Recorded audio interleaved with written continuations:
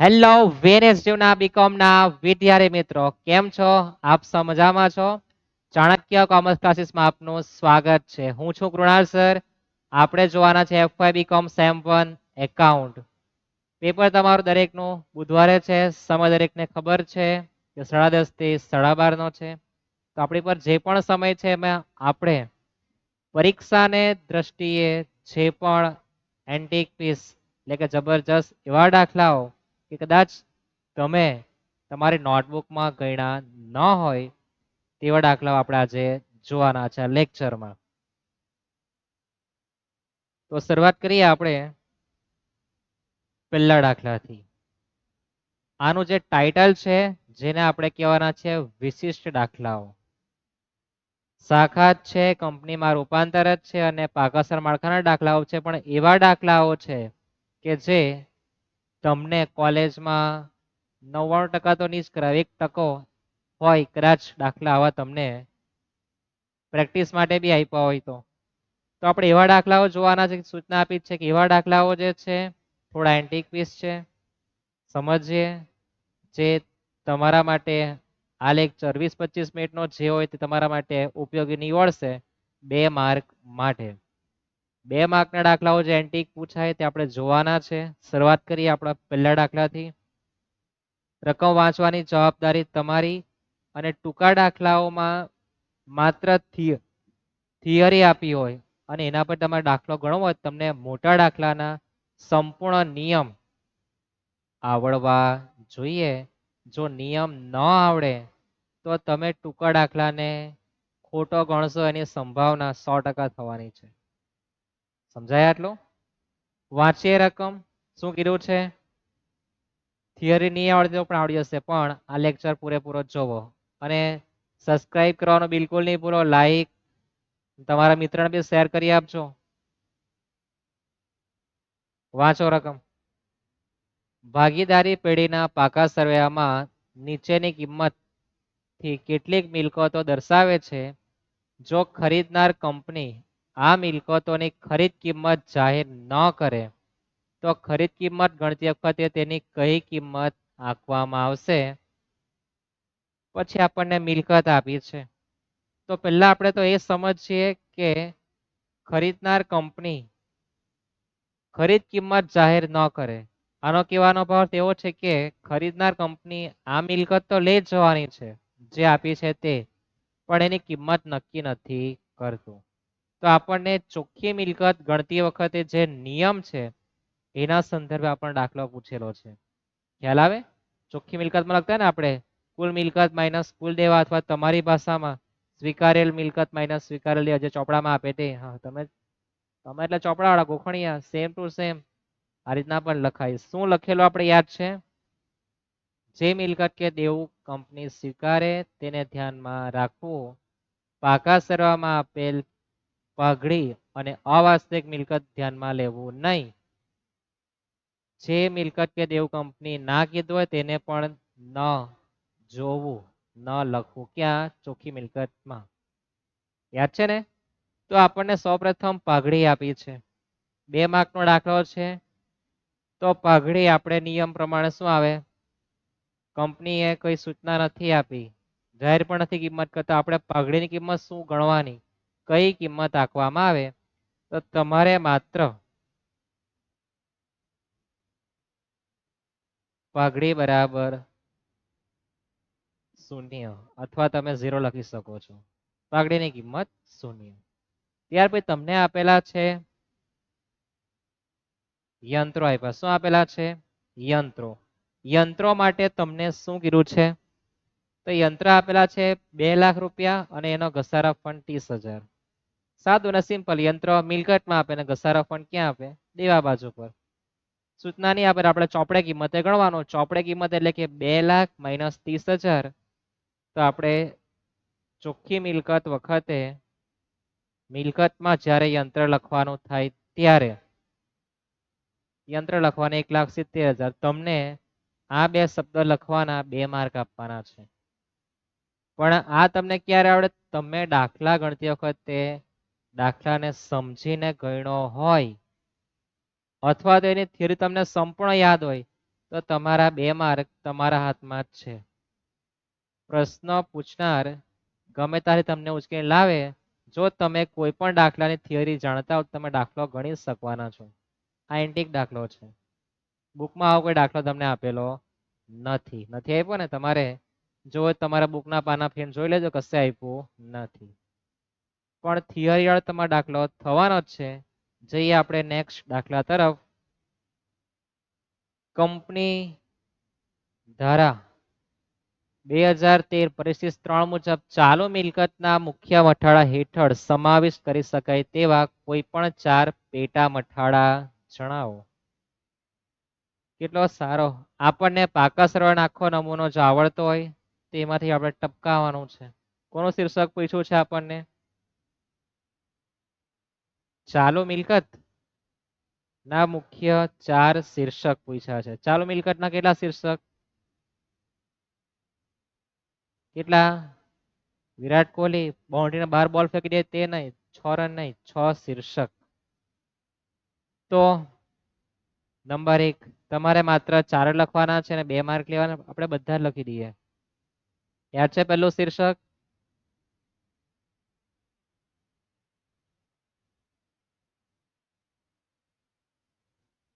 ચાલુ મિલકતનું પહેલું શીર્ષક યાદ કરો.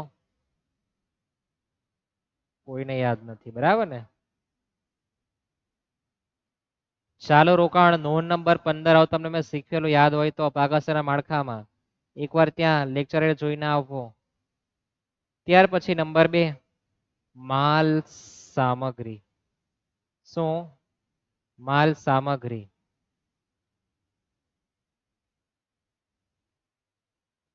વેપારી લેણા, રોકડ અને રોકડ સમકક્ષ અથવા રોકડ સમાન. ત્યાર પછી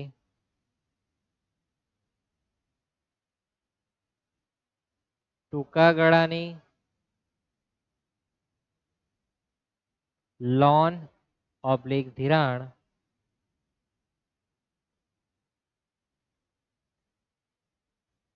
અન્ય ચાલુ મિલકતો.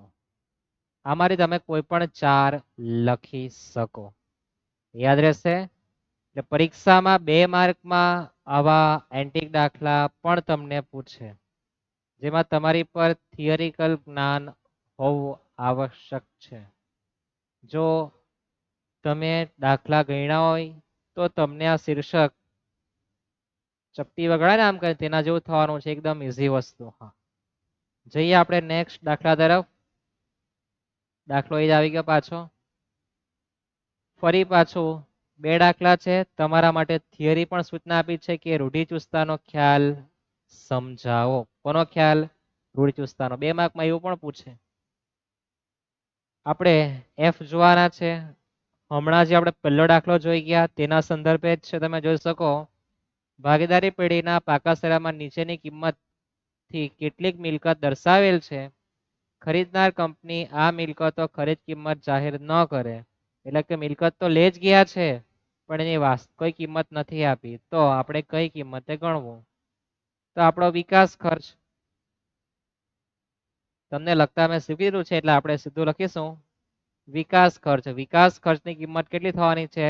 0. કેમ 0? એ અવાસ્તવિક મિલકત છે એટલે.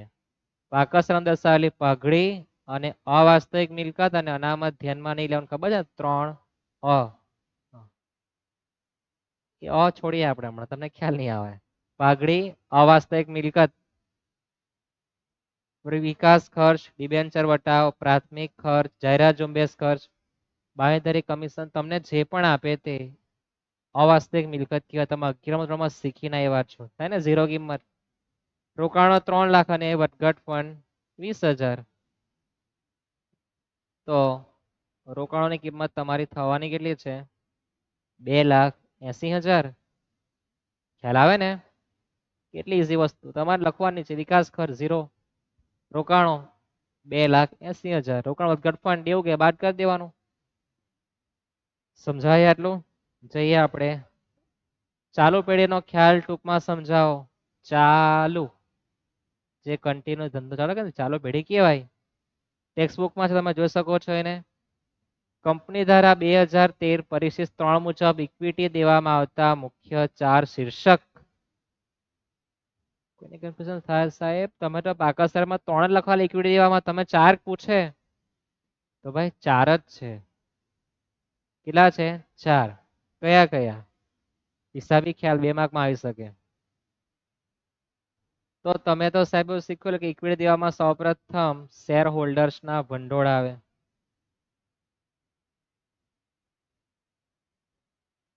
નંબર 2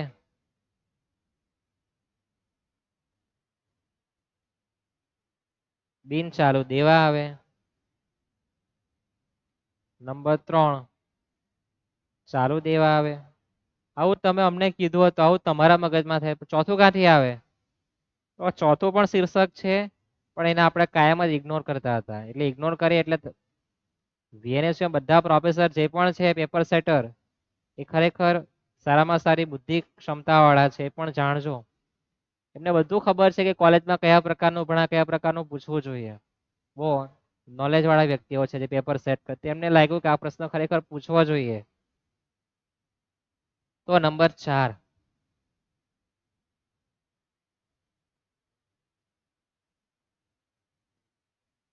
ખબર છે? મંજૂર કરેલ શેર કે મંજૂરી બાકી છે,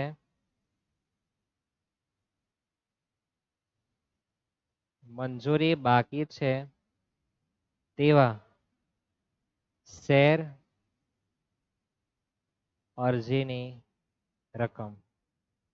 આપણી પર કેટલા બધા શેર આવેલા છે, શેરના પૈસા આપણે મંજૂર બાકી રાખેલા છે. એટલે મંજૂરી બાકી હોય તેવા, મંજૂરી બાકી હોય તેવા શેર અરજીની રકમ અથવા નાણાં, તમે જે લખો તે. ખ્યાલ આવે? આ ચોથું શીર્ષક છે. તમે ધોરણ 12માં પણ શીખીને આવ્યા છો. કોલેજમાં લખાવતા નથી, કેમ પૂછાય જ નથી કોઈ દિવસ. મોટા દાખલાની વાત કરો. આપણે દાખલા મોટા પૂરા કરે, ટૂંકા દાખલા કીધું બાકી રાખવાના છે આપણે. એમાં એન્ટિક આવવાનું છે પણ સૂચના અમને આપી હતી. એટલે આપણે આ પિક્ચર અહીં સેટ કર્યું છે. આવું તમારી પરીક્ષામાં આવશે કોઈ એક શીર્ષક. હવે આ તો પૂરું થઈ ગયું, મિલકતો બાકી રહી ગયું. નહીં આવે ને? તો મંજૂરી બાકી હોય તેવા શેર અરજીના નાણાં અથવા રકમ. જઈએ આપણે નેક્સ્ટ દાખલા તરફ. તો આ 3 થિયરી પણ તમારે સાથે કરવાની. હિસાબી સમયનો ખ્યાલ, સાતત્યનો ખ્યાલ બધું એક સાથે જ આપેલું છે. પડતરનો ખ્યાલ. ત્યાર પછી આપણી જે થિયરિકલ ચેપ્ટર જે છે તેમાંથી પણ તમને પ્રશ્ન 2 માર્કમાં પૂછે તે પણ કેવા એન્ટિક પૂછે કે નીચે હિસાબી બાબતમાં કયા હિસાબી ખ્યાલનો ઉપયોગ કરવામાં આવે? કયો આવે? હિસાબી ખ્યાલ આપણે જોઈ ગયા કે પડતર, નાણાકીય, રૂઢિચુસ્તતા, ચાલુ પેઢી, બહુ બધા શીખી ગયા, યાદ છે ને? હા. તેમાંથી પણ આપણને પૂછે. તો આપણને દરેકનો અર્થ જો ખબર હોય તો આ ચપટી વગાડવા જેવું જ છે. સ્ટોક મૂળ કિંમત કે બજાર કિંમત બે પૈકી ઓછી હોય તે કિંમત ગણવામાં આવે તેને શું કહેવાય? તો હવે એક તો તમને ખબર નહીં હોય, તમે પરીક્ષા આપવા પહોંચી ગયો હોય, તો કયા કયા ખ્યાલ આવે તે પણ ખબર નહીં હોય તો તમારા માર્ક નહીં આવે. ક્યારે આવે? કે તમે એક વાર તો વાંચીને ગયા હોય ત્યારે. મૂળ કિંમત એ હોય, બજાર કિંમત બે માંથી ઓછી કિંમત, તો એના માટે શબ્દ છે રૂઢિચુસ્તતા.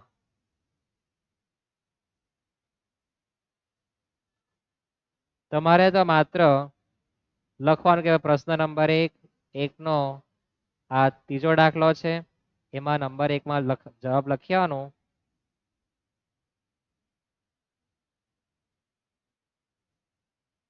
રૂઢિચુસ્તતાનો ખ્યાલ. આ ખાલી બતાવશે કે પ્રશ્ન નંબર 1માં 1 થી 7 હોય તો ABC માં પ્રશ્ન હોય તો નંબર C લખવાનો, એમાં નંબર 1 આ તમારા આન્સર. બરાબર છે? તમે આ રીતના નીચે લખો તો એ વાંધો નથી. નંબર 2 માં કાયમી મિલકતો હંમેશા તેની ઘસારા બાદ કિંમતે બનાવાય ને બતાવાય.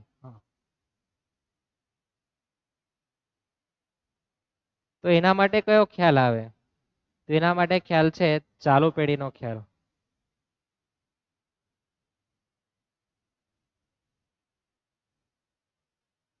કોનો ખ્યાલ? ચાલુ પેઢીનો ખ્યાલ. યાદ રહેશે આ?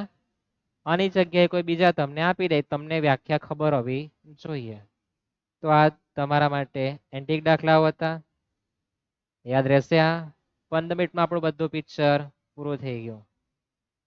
મારો એક મિત્ર હતો જે વકીલ છે. તેવું કહે કે કોર્ટમાં જાઓ. કઈ કોર્ટમાં? ફેમિલી કોર્ટમાં.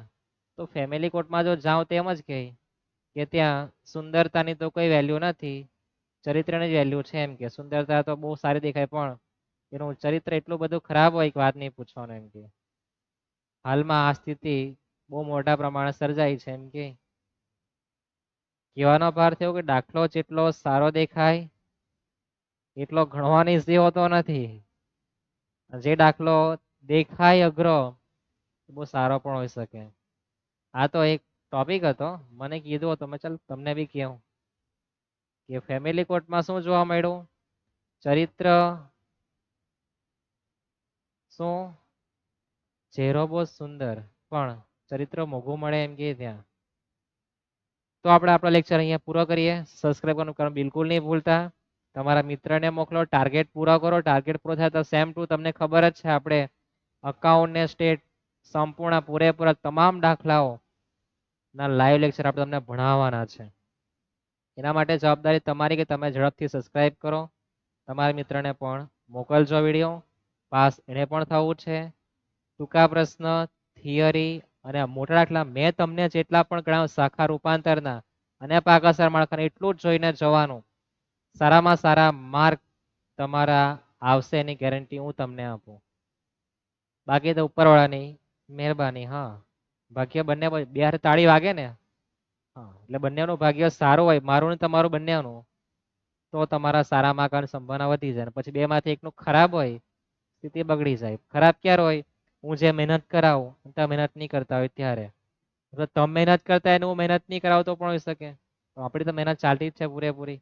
તમે પણ તમારી મહેનત કન્ટિન્યુ રાખો એવી હું અપેક્ષા રાખું તમારી પર. મળીએ નેક્સ્ટ લેક્ચરમાં. સીતારામ.